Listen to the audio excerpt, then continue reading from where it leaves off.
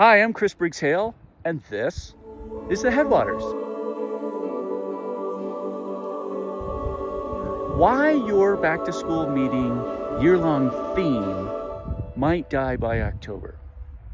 But first, a story. When I was a brand new teacher, I discovered educational research. My veteran and older colleagues deeply regretted that. Every conversation in the staff lounge that I started was things like, well, you know what Bob Marzano says about that, and blah, blah, blah, blah. So one afternoon they had enough, and so they paged the secretary they asked the secretary to page me in the ceiling intercom into a phone booth that was in the staff lounge. And of course, this was before cell phones. And while I was in there looking for the call, they quietly stacked all the tables and chairs against the door and trapping me in there, and then they left. I don't think they were being mean. I think they were staging some sort of an intervention. The lesson was kind of lost on me, even when I was a principal, which meant there was nobody left to barricade me into a phone booth when I was stuck in one of my ideas that I thought everybody should know about. So when this really came to a head for me as a principal, and I realized I was still doing it, was one August. I was launching a beginning of the school year theme on equity, every child reading, the science of reading. I still believe it. I did then. But the problem is that I stood there talking about philosophy in front of my whole staff with 41 slides, effect sizes, orthographic mapping, a bar chart that looked like a city skyline. Nobody argued with a single thing I said. It was quiet, and I thought that quiet was the sound of persuasion. No, it was the sound of a room waiting for me to finish. So that's when a second grade teacher raised her hand and she said, I agree with all this, but it doesn't help me know what to do on Monday. That brought me right back to something that a colleague, a mentor, had used with me years ago. And it was, she used to draw a circle, and in each third was written philosophy, process, and implementation. And I remembered, oh my goodness, I'm stuck in philosophy. I'm telling them about something and they've already convinced, and I'm not reading the room to know when they're ready to move on. Or how do you do this in their win group on Monday? So here's a mechanism I wish somebody had handed to me at the age of 36.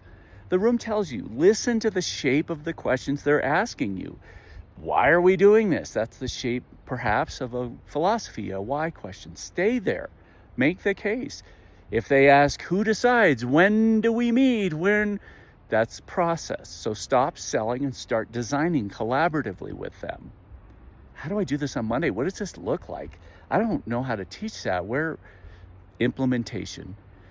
That's when you close the laptop. And don't assume that silence is agreement. It's a room that is just waiting for you to hear from you what's next, but leveraging them to decide what's next. When they never hear that invitation, the theme, equity and science of reading, can last till March, but the posters won't. Here are a couple of moves that you can think about as you're planning your kickoff for this month. Ask the room which third it needs, anonymously on cards. Is it philosophy? Is it how we're going to schedule this, when we're going to learn it, how we learn it, how we're going to work on this in our PLCs, etc. And before you finish for the day, have them hand those cards to you. Then you're going to create 3 piles based on philosophy, process, and implementation. And the tallest pile is probably your next leadership priority. Also, be specific about when you're going to revisit things. Give it an address. Say, okay, we're going to try this, but let's all agree to bring examples of student work on October 1st in the library at 3:15, and I'll bring the snacks. I mean, make it that specific. There's other ideas in this Substack, so read it and you can get some more ideas. Your teachers are going to walk back through the door this month. Show them any slides you have. They're true. Just don't talk for 41 minutes about philosophy. Then close the laptop while everybody is still in the room. Pull up the chairs and around tables and build that year around what they need in terms of philosophy, process, and implementation with them, in front of them. Put the dates on the board. Before anybody leaves the gym, respond to what they need. Nobody has to wait until January to feel safe to ask, how do I do this on Monday? Not if you answer it or plan to answer it in August in a room that still has the balloons up.